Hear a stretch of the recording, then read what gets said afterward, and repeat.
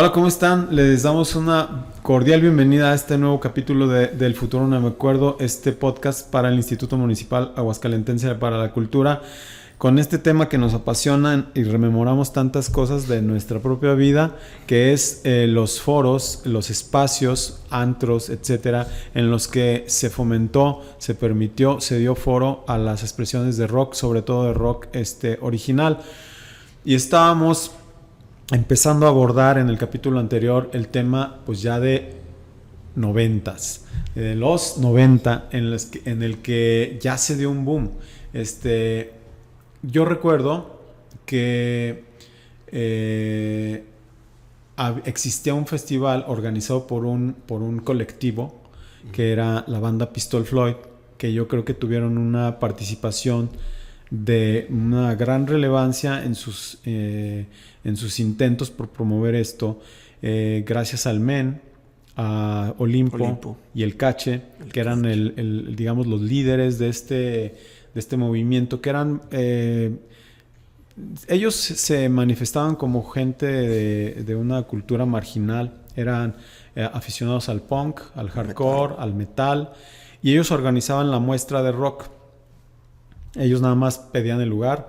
Siempre todo lo hacían por medio de gestiones institucionales, que si el DIF los apoyaba para conseguirles el espacio, que si el INJUVA, que si siempre conseguían un espacio, y empezaron a organizar esta famosa muestra de rock, en la que básicamente las primeras muestras de rock, si mal no recuerdo, pues eran con elenco de 10, 12 bandas metaleras, ponquetas, etcétera.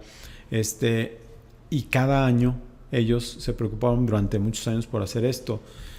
Que casi todos se hicieron en el auditorio del CREA. Se fue moviendo. Al principio sí era eso. Luego ya después me empezaron incluso a contratar para sonorizar. Y hubo en el casino de la feria, ¿no? Hubo una. Afuera en la explanada. En la explanada del casino de la feria hubo una muy importante. Esa me tocó sonorizarla a mí. Sí. Pero hubo una muy grande en el Cuarto Centenario. Llena. En el Auditorio Morelos. No, en el Cuarto Centenario. En el auditorio, sí, claro. Pero llenísimo ya, sí. O sea, ya la muestra de rock fue creciendo. Sí. Casi paralelo a la muestra de rock, un poquito después de que surge la muestra de rock, organizamos junto con el Instituto Cultural de Aguascalientes la explosión rockera. Y yo siento, estábamos comentándolo hace rato, que ese fue un detonante para que muchos músicos inquietos con el rock vieran un cauce por donde caminar, por donde empezar a salir, a sacar sus propuestas, ¿no?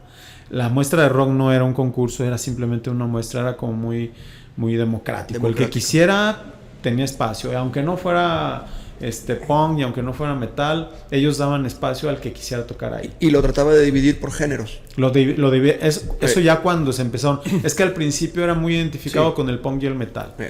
Cuando surge la explosión rockera, entonces ya hay todo tipo de géneros. En la explosión rockera llegó a haber hasta gente que manejaba un poco como el hip hop, como los puercos sexuales, por ejemplo. Y ya había una amalgama y una ebullición de bandas y de propuestas que inclusive foráneas. Sí, y que yo no he vuelto a ver en Aguascalientes. O sea, la variedad, la originalidad que se dio en ese momento no la he vuelto a ver. Y la explosión rockera y la muestra de rock empezaron a tener como mucha riqueza y mucha participación. En la muestra de rock ya en la muestra de rock tocó Wando, por ejemplo, siendo un grupo pop. Recordaba el otro día Sergio que cuando se presentaron ahí, pues vieron el público y dijeron, les empezaron a chiflar. Y cuando ellos empezaron a tocar y viendo el talento de Sergio, de Fernando y de Rocío, se rindió la banda metalosa y punqueta y dijeron, no, estos güeyes sí, tan gruesos, tocan muy bien, ¿no? Sí, claro. Entonces ya la muestra se abrió a todos los géneros y como tú dices, lo dividían los días, llegó a haber de hasta 4 días de muestra de rock, en el que un día era punk, otro día era metal, otro día era pop, otro día así, alternativo, etcétera. Y tú veías propuestas 50 súper diversas. Sí. En la explosión igual, en la explosión había un premio, ahí se empezaron a grabar, digamos, las primeras grabaciones profesionales, ahí se empezaron a dar, porque ya existía el estudio B, que ya podías tener un lugar donde grabar, que antes no existía, y esto dio pie a que hubiera propuestas súper diversas y una cosa muy importante, que el público estaba esperando escuchar cosas nuevas. O sea, no querían escuchar lo acostumbrado. No querían escuchar ni los géneros, ni los covers, ni nada. Era, oye, va a tocar una banda nueva que se llama Producto Nocivo. Vamos a ver qué rollo traen estos chavos, ¿no? Que va a tocar Mesías, que Anaconda y que te puedes acordar de 1000 bandas. En ese momento también empiezan a abrir espacios, ¿no? ¿Qué espacios recuerdas de aquellos años, Lalo? Pues es la Cueva del Gnomo, La Cueva del Gnomo, el Aguizote, sí. La Querencia, que decías, estaba un lugar donde cobrabas discos que era la Rocola, la Catrina. La Catrina fue emblemática. Porque fue como un refugio para mucha banda rockera que le gustaba lo que estaba surgiendo en ese momento alternativo, que era pues incluso el grunge y todo ese rollo, ¿no? Sí. Y fueron lugares que permanecieron durante mucho tiempo y que las bandas ya tenían oportunidad de presentarse de una manera periódica, de estar haciendo como ese circuito, e incluso bandas de fuera empezaron a venir. Yo nomás, no sé si se acuerden, pero en la Cueva del Gnomo estuvo La Gusana Ciega antes de grabar. Sí. En la misma explosión rockera, ¿no? Llegaron a venir grupos sí. de fuera. Yo recuerdo mucho, no recuerdo el nombre del grupo, a lo mejor tú te acuerdas, un grupo de Guadalajara que vino. Samsara. Ellos ganaron la explosión, la quinta explosión. Bueno, no me acuerdo si eran, estos no ganaron. Era un grupo de Guadalajara y me llamó mucho la atención porque el guitarrista traía una Gibson Les Paul dorada. Y entonces, pues yo lo oigo tocar y yo dije, toca igualito al Toki de los Spiders. Y dije, yo creo que escuchaba a los Spiders, pero el chavo se me hacía raro, ¿no? Uh-huh. Entonces al término del evento me acerco y le digo, oye, felicidades, tocas muy bien y tu guitarra está chida. Y le digo, y aparte, pues me recordaste a un buen amigo, el Tuki, dice, es mi maestro de guitarra. Fíjate. No, es que esa explosión en la que tú recuerdas grupos de fuera fue regional. La quinta explosión que le hicimos regional, porque la explosión creció tanto, había tantas bandas locales y entonces dijimos, por medio del Circuito Centro Occidente, que era un convenio cultural entre instituciones culturales de toda la región, convocamos a toda la región. Entonces vinieron grupos de Michoacán, de Guadalajara, de Colima, de Zacatecas.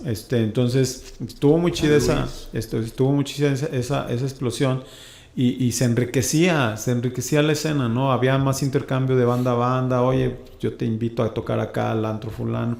O sea, había donde desarrollarse. Esa es la importancia de los foros. Claro. ¿Dónde vas a desarrollar la música? ¿Dónde la vas a ofrecer? ¿Vas a componer tu música para quién? ¿Quién la va a escuchar? ¿Dónde la vas a exponer? Ahorita es muy diferente porque ahorita grabas tu música, la expones en las plataformas y ya tienes una manera de poder estar difundiendo lo que haces. Aunque es ahora sí que a distancia, ¿verdad? Porque en vivo no te van a poder ver, a lo mejor no está tan fácil, sigue habiendo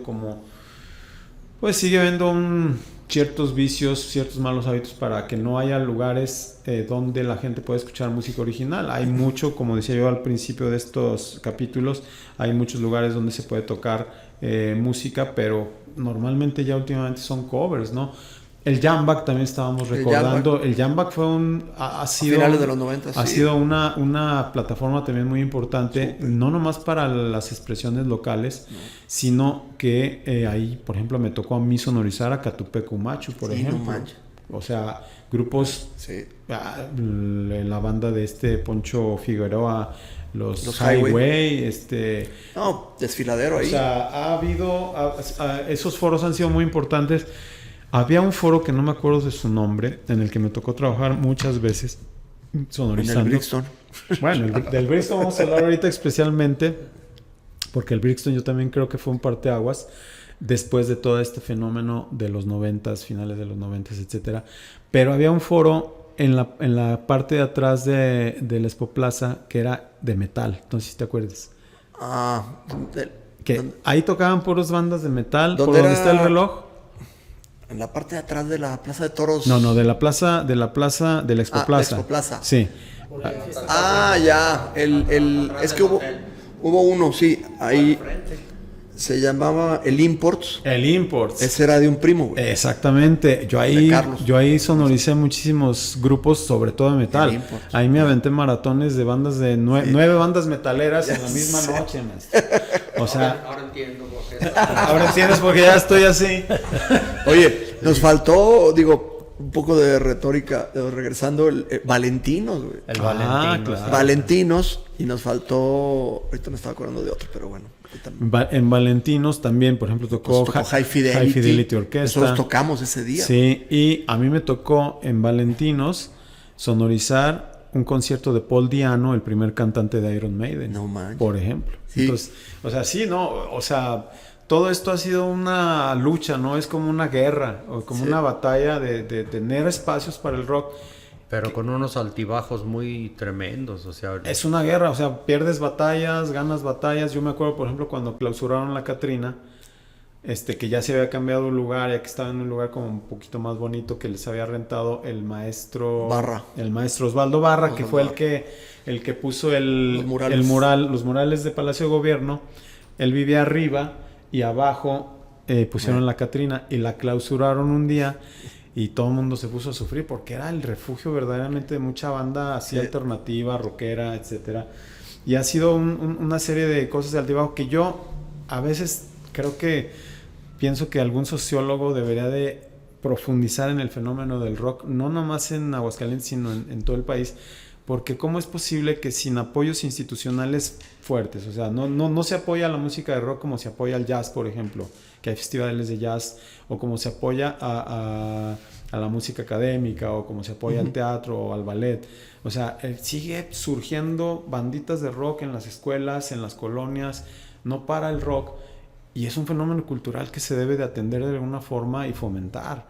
Entonces, se ha dado de una manera así como guerrillera, o sea, el rock and roll se ha dado esfuerzos de empresarios muy particulares, que arriesgan su dinero, esfuerzos de los mismos músicos, el público buscando dónde escuchar, y no se ha terminado de cuajar, ¿no? Y también ha habido un punto que creo que sí es importante comentarlo, de que cierta élite de grupos se fueron como a las alturas y viven en una irrealidad total, tanto en las exigencias. Sí, híjole, ese es un fenómeno. Es bien triste, es todo un tema. No, pero sí es mencionarlo porque ellos mismos fomentan, perdón por las palabras, pero darle en la madre al rock. Yo creo, Lalo, porque incluso estábamos analizando eso el otro día con el director del IMAC, que estábamos analizando, por ejemplo, elenco para el Festival de la Ciudad. Entonces, vemos que los grupos que siguen rolando siguen siendo los mismos de hace 20 años, ¿verdad? Sí.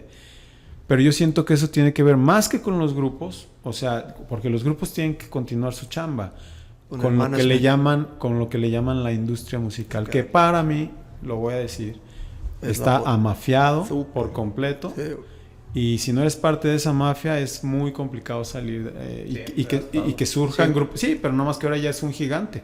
O sea, antes era una mafiecita, ¿verdad? Pero ahora es una mafiesota. Porque viven en una irrealidad, eso es lo que iba a concluir. Vives en una irrealidad. Cuando Juan hacía sus conciertos, era taquilla y se exponía a tener pérdidas. Ahora no, güey. O sea, si tú contratas a un grupo y te preguntan, ¿para dónde va a ser? No, pues es para un festival de la Feria Nacional de San Marcos. Te cobro 2 millones de pesos. Millonada. Sí, a ver, hay un caso que dices, no manches, el Tri en el palenque de la feria no le metió, creo que le metió 1,200. Me corregirá la gente. La última vez que vino a taquilla y cobró, pues, o tronaron. No son tronó el garantías. empresario. Pero dices, vives en una realidad y el mismo gobierno ha fomentado también ese nivel. No son garantía, no son garantía de taquilla, por supuesto. No son. Para lo que cobran, pero también hay que entender que lo que cobran no es lo que cobran ellos. No, de acuerdo. Es lo que cobra la industria o la gente, los que los maneja o los que los revenden. No, ellos van y a lo mejor cobran sus 100, 200 y el que se queda con toda la lana a lo mejor son otros. Pero los maneja la misma empresa y cuando van a taquilla te dan otra tarifa. Claro, son parte de una mafia, y para poder continuar en su quehacer musical, pues, y como tú dices, son como una tapadera para que otros grupos que están haciendo cosas interesantes o simplemente haciendo cosas, pues no pueden surgir, no pueden salir ¿no? Sí. Yo creo que también tiene mucho que ver la posición de los grupos, ¿no? Que pierden a veces piso. Sí, claro. Y independientemente de cómo esté la industria, de cómo esté todo, el caso estaba viendo la diferencia de lo que se le pagaron de sueldos a los que participaron en Woodstock. Por ejemplo, el que más ganó fue Jimi Hendrix, ganó creo que $15,000, algo así. Y al grupos de los que ganaron $500. $500. Sí. Pero en Avándaro, por ejemplo, se le pagaron $3,000 a cada banda, nada más. Y Batis no fue porque toda la gente, ay, que el ausente y que no sé qué, pues no fue porque quería los $30,000 que estaban destinados para los grupos, los quería para él solo.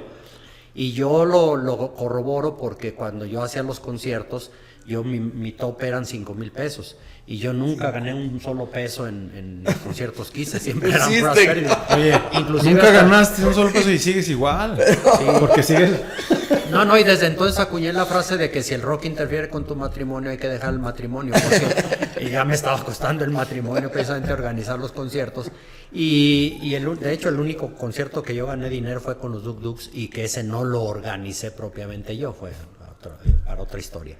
Pero cuando trato de traer a Batis, yo lo que más le pagaba a los grupos eran $5,000, no les pagaba más, era lo que yo podía. Y no era de que 5,000 más los gastos, no, eran $5,000 y tú vente como si comes puedes. Pollo rostizado. Exacto, es y tú comes lo que tú quieras, yo te pago $5,000 y se acabó. Y cuando trato de contratar a Batis me dice, yo te cobro $30,000. Y luego le dije, ¿pero por qué? Oye, pues si es que... Dijo, no, pues eso cobro yo. Si quieres hacerlo fiesta y vender alcohol y lo que tú quieras, eso a mí no me importa. Son $30,000 y no menos. Le dije, no, pues muchas gracias. Y con equipo, los contratabas con todo y equipo. Pues ya no hubo el... Sí, sí. No, los que traías. Es que era implícito, no se hablaba de esos términos. Sí. O sea, tú le decías, oye, ¿quieres venir a tocar a Aguascalientes? Mira, se toca en el Teatro del Seguro Social. ¿Cuánto me pagas? $5,000, ya estás. No, Juan. No se hablaba de qué me vas a poner tú, qué No, yo, es que nada. ahora Lalo y yo y David también sabe lo que es ahora ese asunto. Digo, ha ido evolucionando en muchos sentidos para bien, pero para mal. Sé cuando organizamos el festival. Festival de Blues, pero digo, claro, las exigencias a las que se refiere Lalo,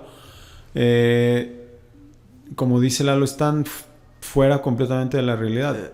Tan así que, por ejemplo, para que, por ejemplo, Caifanes toque en un lugar, pues casi que parece que vas a traer a un presidente o sea, por las exigencias que tienen.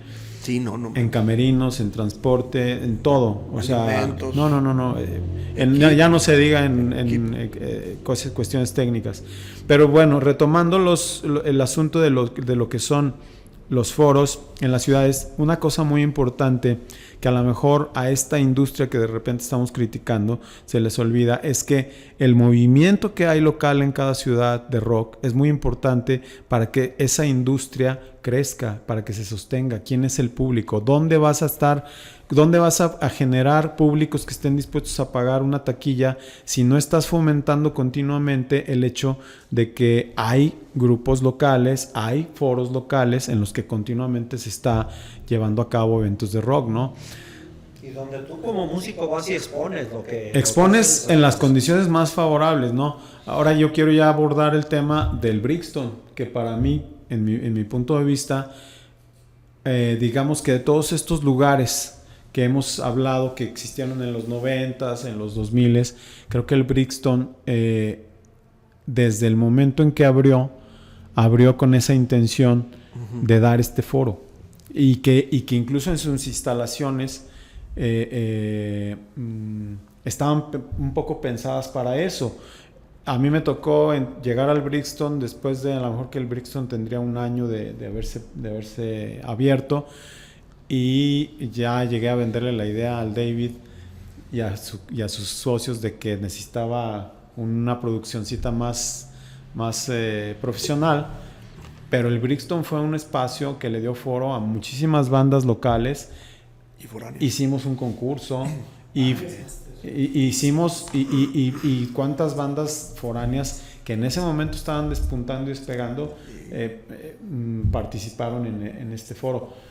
David, platícanos de dónde sale el proyecto del Brixton. El Brixton continúa, pero ya no en ese formato que fue, como digamos, el boom. ¿Cómo nace el proyecto del Brixton? ¿Por qué? ¿Y cómo fue la experiencia que tuvieron en todo ese transcurso? Gracias, Master. deleite escuchar sus historias. La verdad, qué gusto estar aquí. Para conectarlo con lo que ustedes venían platicando, a mí me tocó el final de la Cueva del Gnomo, Imports me tocó obviamente Jambak, y por lo que veo, no me van a dejar mentir, creo que siempre también se acareció en este tipo de lugares de muchas cosas, de un escenario bien puesto, de todos servicios de calidad, que el baño limpio, por lo regular eran lugares pues la mayoría insalubres, ahí improvisados y con equipo ahí y demás. Se hacía lo que se podía. Sí, claro, entonces yo les repito, yo conocí estos lugares que era donde más o menos había un movimiento, había espacio para bandas, y honestamente yo casi no acudía, pero en aquel tiempo pues eran cantinas o lugares de banda o estos 2 o 3 lugares que existían. Yo tuve la fortuna de, terminando la universidad, de ir a Londres a estudiar, y en Londres pues empezamos a ver lugares ahí que era primer mundo, y recuerdo puntualmente un lugar que me metió la espinita de poner un lugar en Aguascalientes que se llamaba Walkabout, que era una cadena de pubs irlandeses, pero de origen australiano, que era el pub irlandés con un escenario bien puesto para 200 personas. Recuerdo la primera vez que fui ahí, y tocaban covers, pero recuerdo que empezó la banda de covers con Sabotaje de los Beastie Boys, y fue para mí impresionante. Y había otro lugar que se llamaba en Londres, que se llamaba Black Sheep, la oveja negra. Entonces yo platicaba con mis amigos, que son mis socios, tú los conoces, Master. Claro, Reta, un saludo, y a Manuel, y le decíamos, estaría bien padre tener este tipo de recintos en Aguascalientes, ¿no? Obviamente hablábamos de mucha distancia, ¿no? Estamos hablando de Londres y Aguascalientes. Entonces la idea ahí empieza, regresamos de Londres y pues lo vimos, empezamos ahí como que viendo la manera de juntar dinero, y una de las cosas que repito que también yo quería era pues hacer un lugar digno para tocar música, ¿no? Claro. Un lugar bien puesto, o sea, con la infraestructura de un antro fresa que había como en el norte. Y yo decía, ¿por qué no puede haber y así como ellos tienen dinero para gastar, pues también hay gente que le gusta el rock y quiere gastar dinero, o sea, entonces dije, ¿por qué no poner un lugar? Había un mercado. Claro, el mercado ahí estaba, es la ley básica de los negocios, ¿no? Había una demanda. Aprovecharla, claro, y estaba yo, creo que estaba ahí ese oportunidad ahí para quien la tomara, ¿no? Y esa era la idea básica, tener un lugar alternativo donde se pudiera tocar música bien y que estuviera bien puesto, bien armado, ¿no? Bien limpio todo, ¿no? Diseñado, limpio y más que nada que se dignificara al artista, Master. Tú no vas a dejar mentir, porque Abraham me acompañó de la mano prácticamente en la mayoría del tiempo, y era pues a todas las bandas pagarles, porque sabes que a las bandas era pues súbete y ahí te doy una chela, un cartón, ¿no? de chela. Exacto. Y era como dignificar esa chamba. Claro. Yo también, como dice Master, como también estaba del otro lado del músico, pues yo quería que sonaran bien y que se les pagara por su trabajo, ¿no? Entonces un poco ahí empieza la idea de Brixton, ¿no? Regresando de Londres por ahí del año 2004, y pues te repito, incluso los lugares que había improvisados, Jambak era el que a finales de los 90 hacía toquines, pero pues honestamente pues el mismo espacio era complicado, muy incómodo. Es un zaguán, sí. O sea, es un zaguán donde la banda ocupa casi todo el zaguán, y la gente que lo ve no lo ve bien. Sálganse a la calle para claro que sí, no lo disfrutas. Y aparte el espacio donde te vas a montar como banda, pues es bien incómodo. Sí, muy sí. chiquito. Les ponían a veces una tarima y media banda estaba abajo de la tarima. Sí. Incluso yo supongo que para ustedes los técnicos, los ingenieros, era difícil, pues ¿dónde me pongo? ¿Dónde pongo la es bien incómodo. Muy complicado, pero como digo, como que siento que la cuestión del rock en la guerra es estar en la guerra, cabrón. O sea, es ser un aferrado y ser un soldado así del rock, pues, o sea. Pues esa era la idea. Yo un poco dejar eso a un lado y dar un lugar padre para ver. Adecuado para tocar y para ver. Claro. ¿Recuerdas? Brixton era un cuadro donde, y el escenario estaba en una esquina, entonces en cualquier lugar donde estuviera se veía perfectamente. Sí. Entonces así inicia. También de las ideas. Sonido, además, también. Claro. Sí, sí. A mí me gustaba porque como que ustedes potencializaron todo, que vender alcohol, vender comida, y de ahí también se autofinanciaba todo lo demás, lo que acabas de decir. Pagarle a una banda que antes pues también muchísimo tiempo jamás te pagaban, depende de los espacios, pero dignificaron esa parte del músico. Yo creo que hay una parte, y aparte sonando muy bien. importante en cualquiera que aborde una actividad que tenga que ver con el rock, que es la afición. O sea, tienes que ser ahora sí que un apasionado de esto, porque no es nada más que digas lo voy a ver como negocio.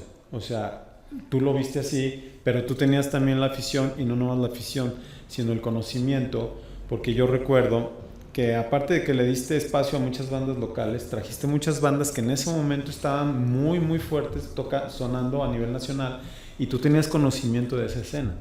O sea, había una experiencia de tu parte para que pudieras redondear todo el concepto, y la gente, el público respondió de manera increíble. Sí, sí.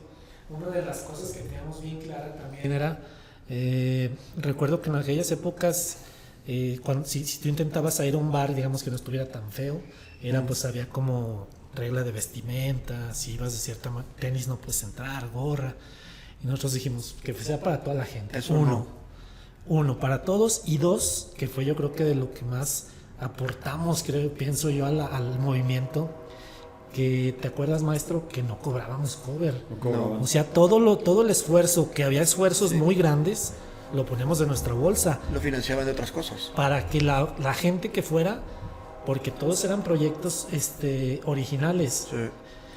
Regularmente la gente siempre ha sido, la gente que no le gusta el movimiento, el rock, es muy reacia a pagar un cover, ya sean 10, 20, 30 pesos, aunque sea mínimo. ¿Quién es? Pues el azote, ¿qué toca? Pues tal. ¿No tocan covers? No, pues no pago.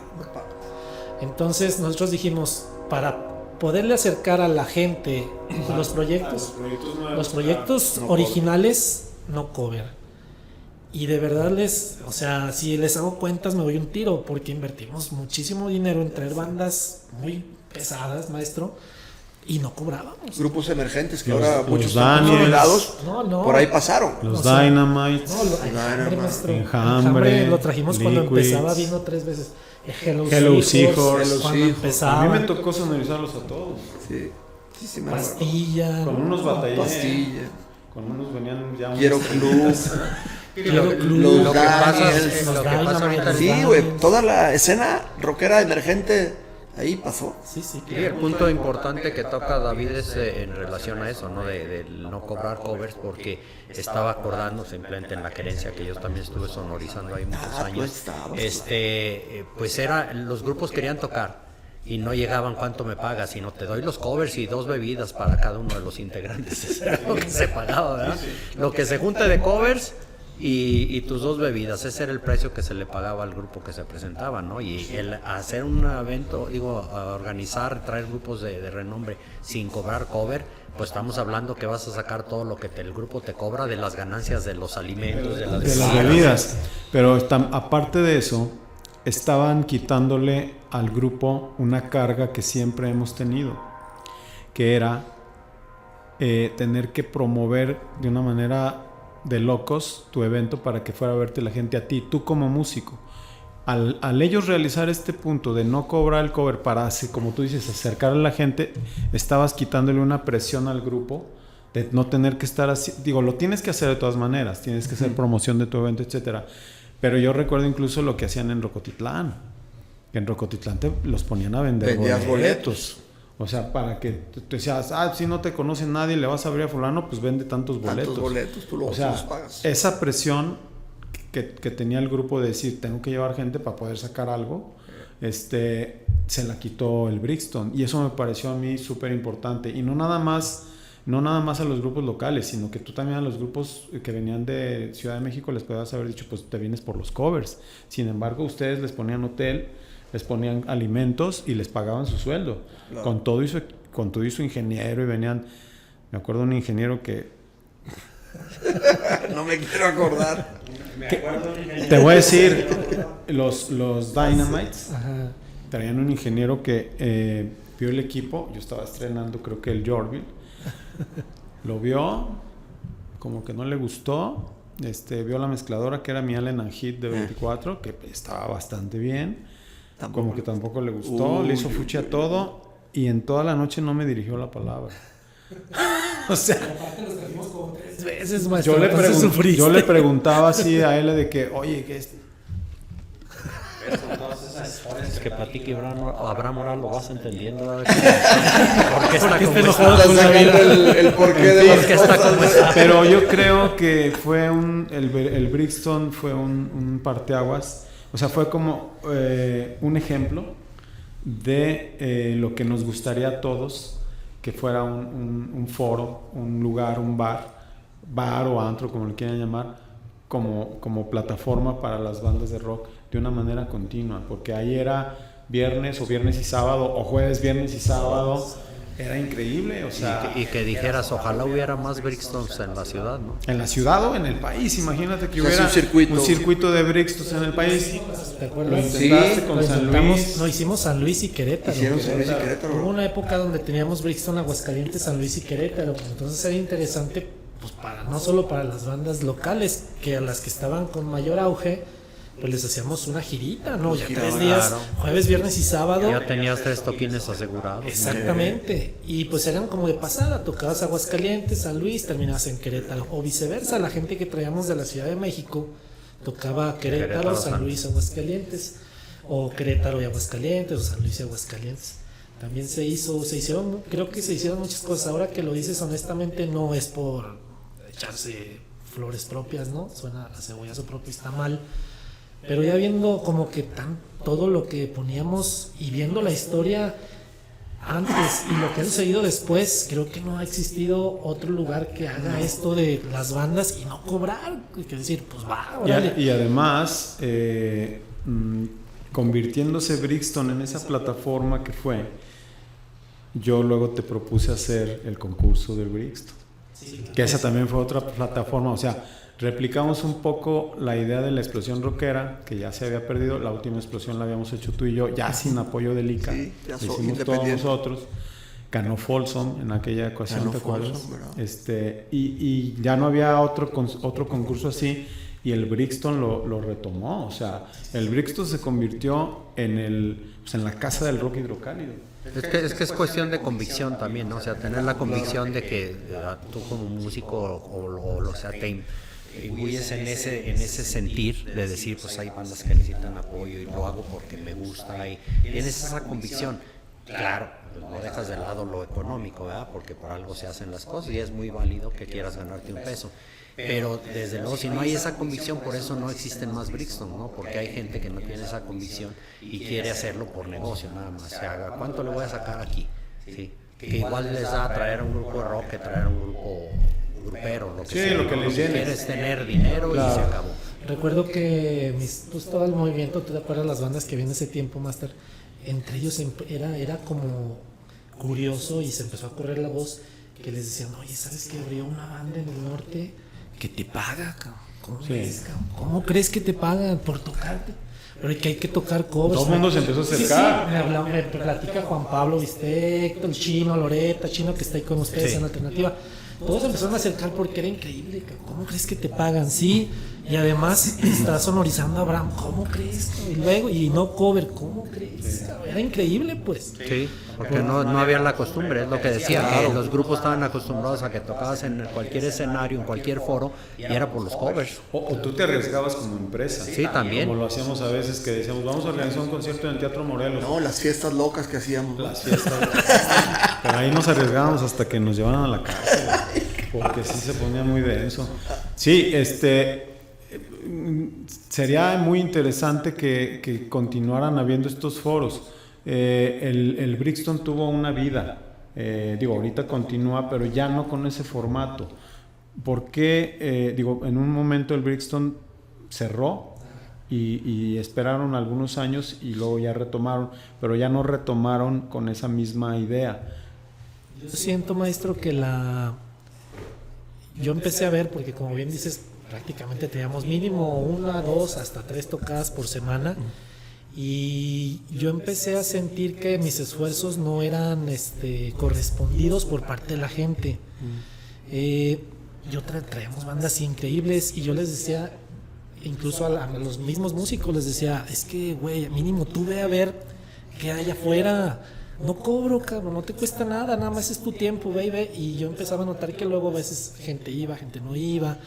Que no eran público, como debió de haber sido desde un principio, es la idea, ¿no? Sí, y bueno, más que nada lo que específicamente tu pregunta de por qué nos quitamos la primera vez fue porque rentábamos ahí y nos pidieron. El dueño original era un señor de 200 años, se muere el señor y los hijos, que eran muchos hijos, empiezan a pelear por la herencia. Y nosotros pues dijimos, nosotros aquí seguimos rentando. Llega un hijo y nos dice, ¿sabes qué? Nos vamos a repartir el pastel y pues vamos a vender. Si gustas comprar, pues va, si no, pues te voy a pedir que te retires. Pues a ver, ¿cuánto nos cobras? Recuerdo que en aquel tiempo era una cantidad así, ahorita ya no es tanto, pero tipo 10 millones de pesos. Y así de caray. ¿Por qué? Porque era era un jacal. Sí, ustedes lo arreglaron. Ustedes lo arreglaron. Un terreno, Sí. una palapa, ¿te acuerdas? Sí. Entonces le dijimos, no hombre, ¿cómo crees que va a costar eso? O sea, era una cantidad en aquel tiempo muy fuerte. tonta. ¿Y no se pusieron después ellos? Ahí te va. Le dijimos, ¿sabes qué? Pues no. ¿Y por qué cobras eso? No, es que aquí es zona turística. Y que nos dijeron que era zona turística. ¿De qué? No sé, de Jesús María tal vez. Entonces el plan fue cerrar y lo más pronto posible abrir en otro lugar, reubicarnos. Obviamente se hizo largo porque no encontrábamos lugar, pasó un año, pasaron de hecho 2 años, pero seguíamos en la búsqueda. Al mismo tiempo, por decir, siguió vivo el proyecto porque seguíamos en San Luis, mientras aquí cerramos, San Luis seguía. Y Querétaro en su momento también estuvo ahí un rato, pero fue por eso. Fue porque nos pidieron el local. También tengo que agradecer que si seguimos es porque honestamente la gente nunca nos dejó abajo, siempre hubo gente, pues.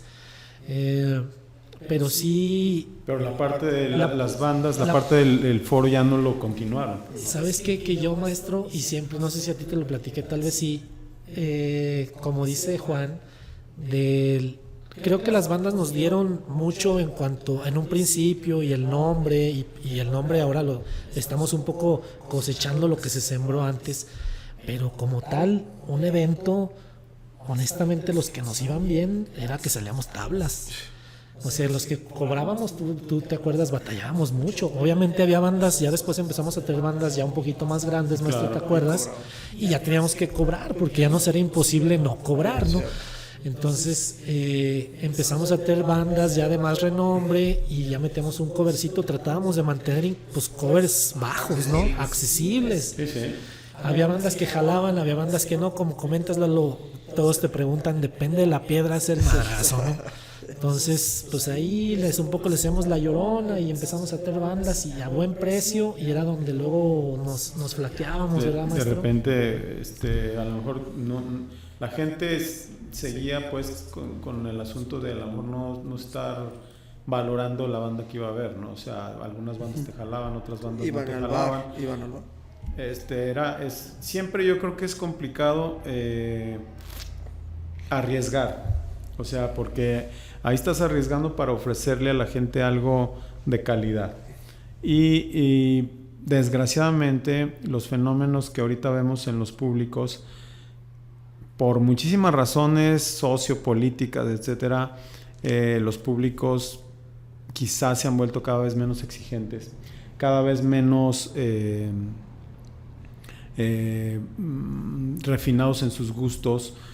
Cada vez hay una oferta, que también ya lo hemos platicado en este podcast, hay una oferta que entre comillas es gratuita, que te hace ver a grupos que en realidad no es gratuito porque ya lo pagaste en tus impuestos. Y entonces si tú dices, pues es que yo voy a ver a X grupo, los Daniels, los voy a ver en el Foro del Lago, pues ya no los vas a ver al Jamba, güey, porque ya los viste gratis en el Foro del Lago con una producción sota. Entonces, el hecho de que no hay taquilla, aunque sí pagues porque ya lo pagaste con tus impuestos, ya pagaste ese show, es una gran problemática que en algún momento tiene que repercutir de una manera negativa, y que yo no sé en qué momento alguien se vaya a dar cuenta que hay que revertir eso, porque incluso a los grupos que estén empezando, que digas, estoy formando una banda de rock, tiene muy buena calidad, si tú quieres hacer empresa y decir, voy a organizar un concierto de mi banda en el Brixton, pues a ver quién va a pagar por verte, cabrón. Porque, o sea, porque ya tocaste en el cuartel gratis, porque ya tocaste acá gratis. Entonces es un gran rollo ese, y es una competencia desleal, y viene, como decimos, desde el origen de estas llamada industria musical, que yo la pongo entre comillas porque me molesta mucho ese término, y no me molesta, sino que no estoy de acuerdo con ese término, y no estoy de acuerdo en que se piense en la música antes como una industria que como un arte. Primero es una expresión artística que tiene que ver con la realidad del artista, que tiene que ver con lo que el entorno del artista y con la que quiere expresar. Y después se puede convertir en un negocio, pero en ese proceso de que si el artista llega a estar en las grandes ligas y es una garantía de taquilla y de que le paguen grandes cantidades, pues primero tiene que haber una labor y tiene que haber un proceso en el que el público lo vaya aceptando. Que no sean artistas falsos que te hacen crecer las disqueras, o que te hacen crecer las industrias. No, que el mismo público es quien lo debe de hacer. Entonces, que como ese fenómeno ya no se da, es muy difícil pues que haya un foro que se la juegue para hacer empresa y decir, voy a estar programando cada semana o cada 15 días un artista en el que le voy a pagar dignamente, le voy a ofrecer dignamente los espacios. No sé ahorita, y eso sería un punto importante a analizar, al que les invito, ¿qué foros perciben ustedes que hay ahorita en el que habitualmente se presenten propuestas originales, fuera de las institucionales? Porque en la parte institucional siempre hay pues que el sótano Stalwart, que los festivales que se hacen tanto del IMAC como del ICA.